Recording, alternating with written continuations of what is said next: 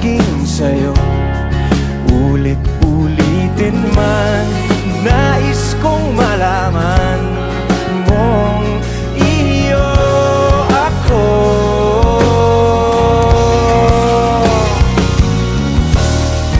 Sa pagdating ng ating pilak at ginto, tiyamante mo'y abutin. Ikaw pa rin aking bituin, natatangi kong kalangit hanggang sa huling